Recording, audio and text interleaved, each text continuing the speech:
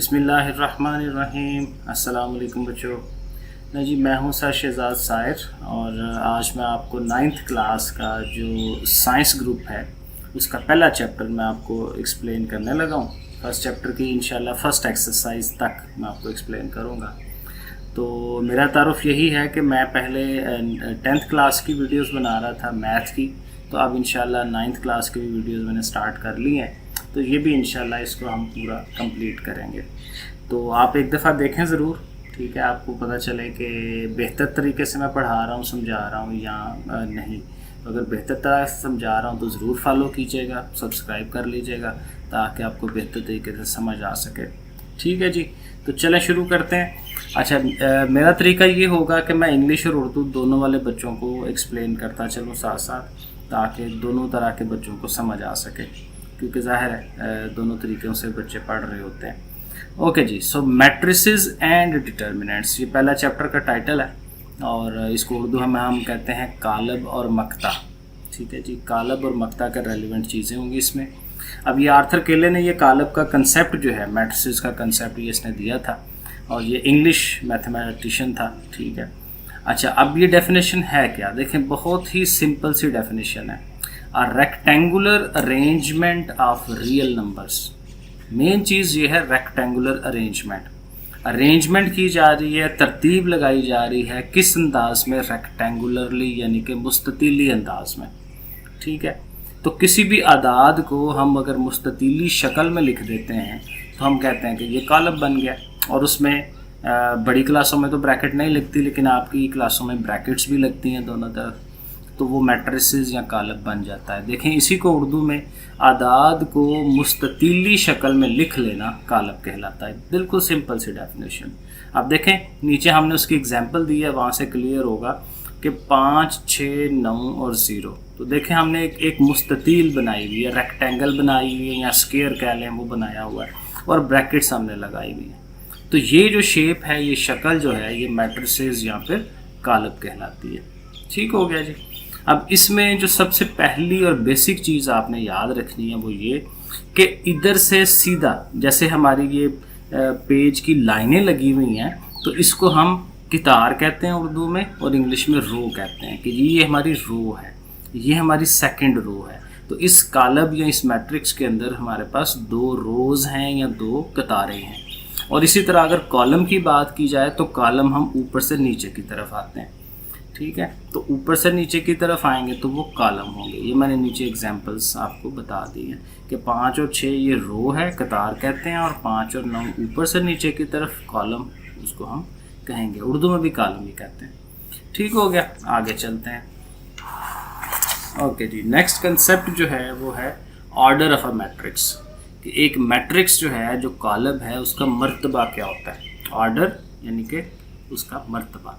अब देखें, बिल्कुल सिंपल सी definition, the number of rows and columns of a matrix, कि एक मैट्रिक्स के अंदर रोज कितनी हैं और उसके अंदर कॉलम्स कितने हैं। ठीक है, यही हम उर्दू में लिखेंगे कि किसी कालब के अंदर कितनी कतारें हैं और कितने कॉलम हैं, वो हमने काउंट कर लेने हैं और उनको लिख देना है। एक एग्जाम्पल हमने अगेन नीचे लिखी है कि 2, 3, 4, 0, -1, 5। तो इसमें पहली रो हमारी ये वाली है, ये सेकंड रो है, तो 2 रोज़ हैं इसके अंदर, और कॉलम्स को अगर आप काउंट करें तो वो 3 बन रहे हैं। तो इसको फिर हम लिखेंगे किस तरह, 2/3। रोज़ को पहले लिखना है, कतारों को पहले लिखना है और कॉलम को आगे लिख देना और बीच में बाय लगा देना। ठीक है, और बाज़ औक़ात बाय नहीं लिखते, वहाँ पे हम मल्टीप्लाई का साइन लगा देते हैं।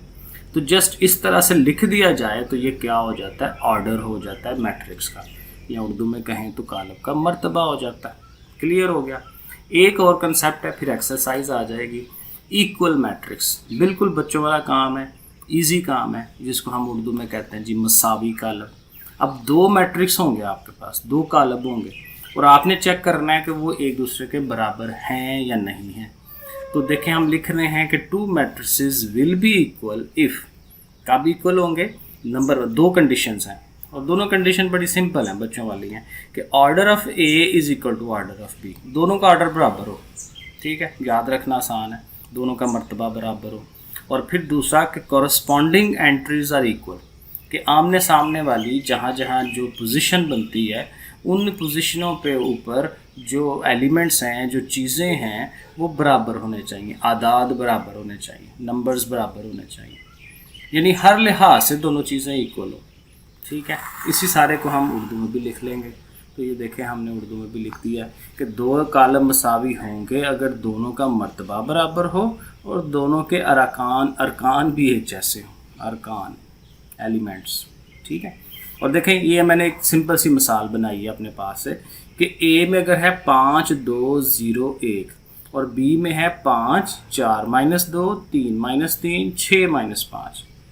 ठीक है, अब देखें यहाँ जब ये प्लस माइनस हो रहे होते हैं ना तो वो बेसिकली एक ही एलिमेंट होता है। 4 में से 2 माइनस करेंगे तो 2 ही आएगा, तो देखें यहाँ पे भी 2 है। 6 में से 5 माइनस करें तो वो 1 आता है, तो ये भी 1 है। और 3 में से 3 माइनस करें तो 0 बराबर, यानी कि चीज़ें उनकी बराबर है।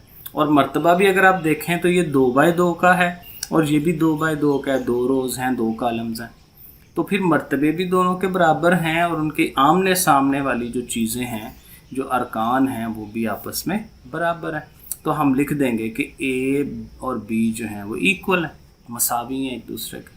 ठीक है, अब ये थ्योरी थी। एक्सरसाइज जो है 1.1 काफ़ी इजी है, वो आप देख लें ज़रा, ये मैंने सॉल्व की हुई है। ठीक है, इसको आप चेक कर लें, ये आ गया। सो मश्क 1/1 पहले में कहता है क्वेश्चन में फाइंड द ऑर्डर आप फाइंड करें। ठीक है, यानी कि मर्तबा मालूम करें। तो मैट्रिक्स दिया हुआ है, ठीक है, तो हमने सिर्फ यही करना है कि उसकी रोज़ को और कॉलम्स को काउंट कर लेना है। तो 2 रोज़ हैं, 2 कॉलम्स हैं, तो 2/2।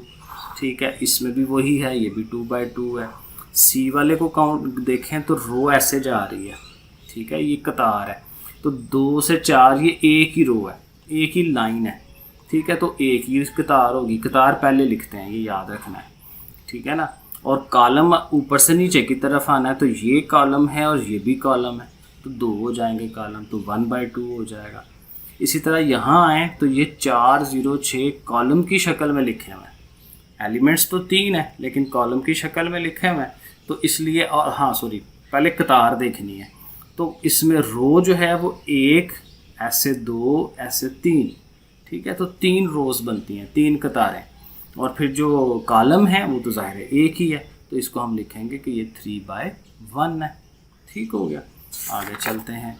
आगे भी ऑर्डर वाले क्वेश्चंस हैं, इनको भी ज़रा देख लें। ई वाले में आ जाएं तो इसमें गिने, काउंट करें कतारें, 1 2 3, तो हमने देखें 3 लिख दिया। और कॉलम्स जो हैं 1 और 2, तो 2 कॉलम्स हो गए, 3/2। और ये इंटरेस्टिंग होता है, इसमें एक ही एलिमेंट है, तो रो जब काउंट करेंगे तो रो ने इधर को जाना है, तो वो एक ही एलिमेंट है, तो एक ही रो होगी और एक ही कॉलम होगा 1/1। ठीक है, जी में आ जाए, ये आम है तरीका, 1 2 3 1 2 3, तो 3/3 सिंपल।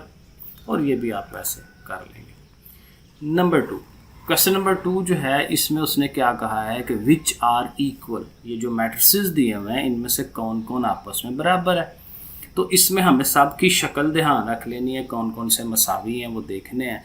तो देखें ए के अंदर सिर्फ एक ही एलिमेंट है, तो आप गौर करें कि किस में एक ही एलिमेंट है। जितने भी ये सारे दिए हुए हैं, इसमें 2 हैं, इसमें 4 हैं, तो आप देखें कि ये जो एलिमेंट है ये 1 है, क्योंकि ये 5 -2 हो रहा है। लग 2 रहे हैं एलिमेंट्स, 2 चीज़ें लग रही हैं, लेकिन है वो एक ही, क्योंकि 5 में से 2 माइनस हो के वो 3 हो जाएगा।